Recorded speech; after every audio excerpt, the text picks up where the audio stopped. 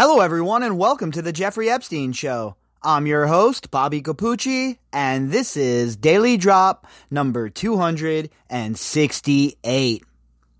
Judge Loretta Preska continues to hand Ghislaine Maxwell and her team of lawyers L's. In the newest turn of events, Judge Preska has decided that she will not delay the release of the Epstein documents, no matter that Maxwell's team say that they have discovered some explosive new evidence. It did not sway Judge Preska, and she will continue on with the unsealing as scheduled. Now, you can expect Maxwell's team to continue to try to pull every trick out of the hat. That's what they're paid for. That's why they're making that extremely gross amount of money that they're making. Their job is to try and get her off at all angles, right? So they're going to do whatever they possibly can to try and make that a reality. But what we have seen so far is that Judge Preska does not seem to be willing to play those games with them. I think Preska is fed up at this point, considering how long this has been going on in her courtroom and how long she's been dealing with douches like Dershowitz and the rest of these morons like Ghislaine Maxwell and the high-profile legal team she's brought in. So I think Preska's had enough of it. She wants to get things going. She's made her ruling. Her mind is set on releasing these documents. And this newest slap in the head to Ghislaine Maxwell and her legal team is just another example of that. Our article tonight is from the Miami Herald, and this article was authored by Kevin G. Hall, and the headline is, Judge to Ghislaine Maxwell, no, I will not delay the release of Epstein documents. A federal judge late Wednesday denied an attempt by Jeffrey Epstein's alleged madam, co-conspirator, fellow child abuser, general all-around scumbag, Ghislaine Maxwell to delay the unsealing of potentially embarrassing documents in a now settled 2017 defamation lawsuit. Judge Preska is not joking around anymore with these people. They haven't brought anything to the table that's going to make Preska reevaluate her decision at this point. They're just rehashing old information, and it's getting them nowhere. But again, I expect this from Ghislaine Maxwell's team of lawyers. I expect this from any high-priced team of lawyers. And when you have enough money to defend yourself, there are many avenues for you to pursue to try and find yourself a loophole. Now, you or I, forget it. We don't have the ability to bring in a high-profile lawyer like Everdell or the other lawyers working on our case like Cohen, right? We don't have that kind of power or that money. At least I'm sure most of us don't out there. Some people out there listening might have that kind of money, but I most certainly don't. So we wouldn't be able to pursue those loopholes, right?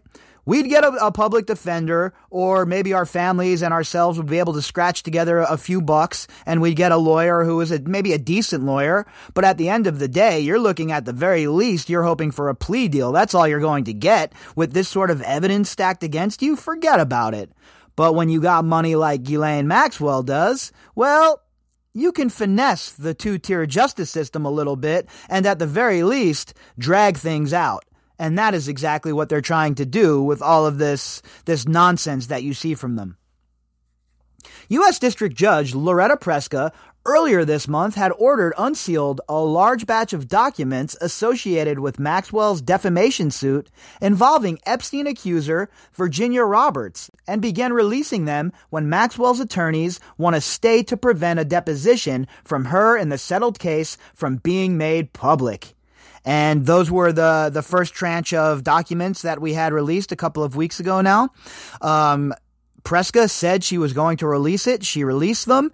And the only documents that weren't released, obviously, were the depositions that were sent to the appeals court for a deeper look. But I've said previously in that situation as well, I have a hard time believing that the appeals court would not release those documents, considering that they released the 2,000 pages of Epstein documents in a pretty similar circumstance in their own courtroom. So it's very rare that you would see a court go against a ruling that they've already made in that same room. At least most of the time. There has to be some extraordinary circumstances, obviously, for them to go a different way. At least in my opinion, that's the way I'm seeing things right now, and from, previous cases that I have looked at. But anything is possible, like usual, folks. Until it's in the palm of my hand, I don't act like I own it. So I am obviously skeptical about what'll go on, and I will remain skeptical until the decisions are made and the results are the results that are acceptable. The appeal is scheduled to be heard on August 20th, but Maxwell on Monday tried to block all further unsealing of documents for at least 3 weeks. In the surprise move, her lawyers cited unspecified critical new information that they said shows the unsealing would prejudice her defense in her criminal prosecution. So my guess would be, and again, this is a guess, I don't have any inside information here, but my guess would be in this next batch of documents that's going to be released, it's going to be some damning material. Not as if the other stuff wasn't damning already, but it's going to add on to that more context, and it's going to make Ghislaine Maxwell look even worse, if that's even possible at this point. And you see her lawyer scrambling here, and it's obviously another move on their part to muddy the waters, right? The same thing we've seen over and over again with Epstein and Ghislaine Maxwell. Robert's lawyers lambasted the request as a delay tactic, and Preska ruled Wednesday that there was no need to delay further. And obviously, Virginia's lawyers know what they're doing here. They're paying attention to what's going on, they're locked in, and they understand the tactics that are being employed. If a knucklehead like me can see their strategy, I'm pretty sure that Virginia Roberts' lawyers are all over it. Given that Miss Maxwell is not at liberty to disclose this new information because it is subject to the protective order in the criminal action, the court has no reasonable basis to impose a stay, Preska wrote in an order denying the request. And, as Miss Maxwell knows, her ipse dixit, assertion without proof, does not provide compelling grounds for relief. And this is all ground that has been covered by Preska before. So you could understand her frustration. I know that if I was a judge and the defense team kept trying to regurgitate and recycle the same information I've already slapped down, I would probably get pretty agitated about it. Let's get things moving in a proper manner. Let's get things moving in a manner that is acceptable to both sides, but at a rate that isn't taking 100,000 years. This needs to get moving, and I like how Preska is keeping things rolling here. Should the protective order in the criminal action be modified to permit disclosure of the relevant information to the court, Miss Maxwell may renew her request for a stay of the unsealing process. And as of right now, that's basically Preska telling them to pound sand. Preska's telling them right there, and unless something new pops up, I don't even want to hear it anymore. Beat it. We're not discussing it. The answer is no. The unsealing of documents comes from petitions brought by the Miami Herald and social media blogger Mike Cernovich for the release of all documents in the lawsuit brought in 2015 and settled in 2017. As far as Cernovich, I think you have to give him a little more credit than calling him a social media blogger, right? I'm pretty agnostic on the guy one way or the other. I don't really have an opinion on him. I don't dislike the man, but at the same time, he is a lawyer. So you should probably call him a lawyer and not try and just call him a social media blogger, right? I mean, a little ridiculous. That lawsuit has now spilled over into related litigation before Preska in New York. Celebrity lawyer, douchebag, all-around scuzzball, Alan Dershowitz and Roberts have filed dueling defamation suits against each other, and this week, lawyers for Dershowitz sought to drag former Epstein patron Leslie Wexner into the legal dispute, asking Preska to compel him to give a deposition. And we see it start to begin. This is what happens when you have people who are involved in a criminal conspiracy with one another, and things start going south. They start turning on each other. They start throwing each other to the wolves. And you see that here. You see Dershowitz trying to get the spotlight pointed directly at Wexner to try and get him a little bit of breathing room so he can reevaluate, shake the cobwebs out, and try and formulate a proper plan. But the problem and the rub that Mr. Douchey Dersh is not used to is the fact that the narrative is not on his side, and he does not control how the narrative is being disseminated. And that is making Mr. Doc Brown, Crypt Keeper looking Mr. I kept my underpants on, absolutely unhinged. Wexner is the founder of retail giant L Brands, at its height known for its brands like Victoria's Secret and The Limited, and lawyers for Dershowitz allege that the former Harvard professor is being accused as part of an effort by Roberts to actually extort Wexner, something she steadfastly denies. Preska is scheduled Monday to hear Dershowitz's request to force Wexner to provide testimony in the current defamation suit. And again, this is the way it goes with a guy like Dershowitz. He's a man who understands how to play this game. He understands what buttons to push when it comes to backroom negotiations or trying to even force a judge's hand. This is a guy who has not only taught lawyers, but future judges have sat in his classroom as well. So this is a man who understands what he's doing. He is playing the game. And I know that Preska has most certainly had enough at this point. The good thing is he's not outmaneuvering Virginia's lawyers here. Boyes and Schiller and the rest have been on top of it, and every time Dershowitz makes one of his moves, they're ready to stand fast and challenge him and hold him where he's at. And that's what you have to do against someone like Dershowitz. It can never be defense. It has to be offense all the time, 100%. Go, go, go, go, go. Because he doesn't know what to do when he's being swarmed. It's like a fighter in UFC or boxing who is always used to getting their way in the ring. Somebody who always takes to the ring or the octagon and blasts their opponents with big shots, and they always land those knockout blows. Well, eventually, they run into an opponent who bites down on their mouthpiece and throws back. And when the strategy of throwing bombs and knocking people out doesn't work, they have nothing to fall back on. And that's where we're at with Mr. Dershy Dersh here. This is a man who is so used to taking the initiative, so used to being the aggressor, that now that he's on his back foot, that he's playing defense, he has no idea how to adjust. Roberts alleges that Maxwell, as Epstein's madam, co-conspirator, fellow child abuser, all-around scumbag, lured her to work for Epstein and into effective sexual servitude. She claims she was forced by Maxwell and Epstein to have sex with powerful men like Britain's Prince Andrew and Alan I kept my underpants on Dershowitz. Both men, and I use that word loosely, deny the claim. Dershowitz was more than just a friend of Epstein. As his lawyer, he was instrumental in negotiating a non-prosecution agreement more than a decade ago that absolved Epstein and his close associates and unnamed others of potential federal charges of sex trafficking.